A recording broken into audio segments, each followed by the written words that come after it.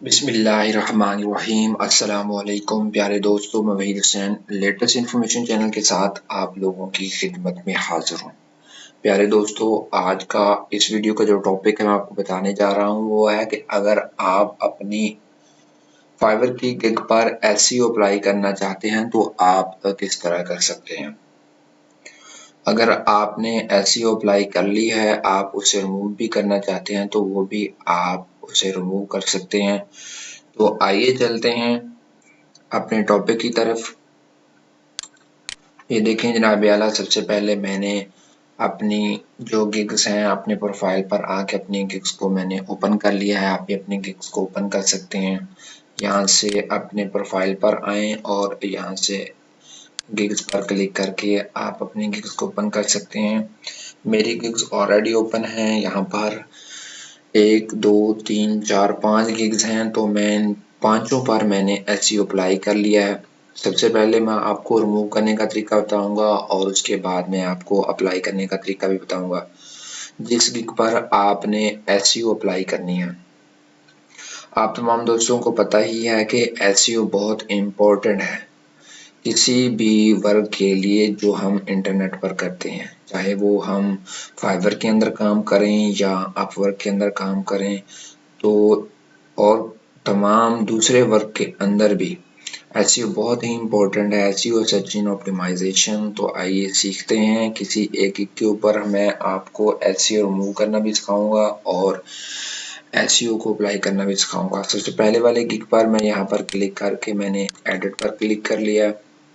Edit पर click करने के बाद यहाँ पर टाइटल है, सबसे पहले ये देखें गिग टाइटल नज़र आ रहा है आपको, और उसके बाद है एसईओ टाइटल। ये मैंने एसईओ इस पर अप्लाई कर लिया है।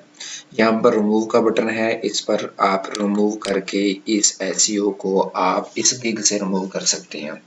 और दोबारा अगर आप इसको अप्लाई करना चाहें तो आप कैसे अप्लाई कर सकते हैं। यहाँ पर है अपग्रेड एसईओ।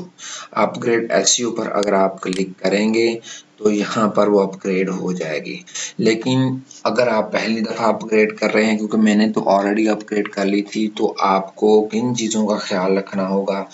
आपको जब भी आप अपग्रेड अप्लाई करें तो आपने एसईओ जो टाइटल है उसको तकरीबन आपने 50 से मैक्सिमम से नीचे रखना है। कम अज कम 50 हो इसका टाइटल, तो आपने इसको इतना नीचे रखना है।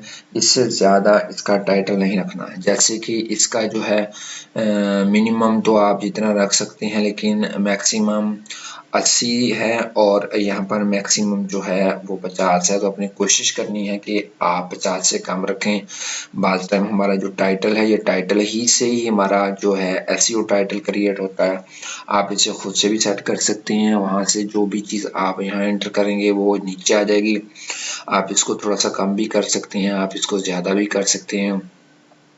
और उसके बाद एसईओ जो है हमारे यूआरएल के अंदर अप्लाई हो रही है। देखें बिल्कुल सेम ऊपर क्रिएट 3 वेब बैनर्स आर, ये देखें बिल्कुल वही चीज़ें हैं जो यहाँ पर हैं, वो भी ऊपर नजर आ रही है, हमारे यूआरएल के अंदर भी है।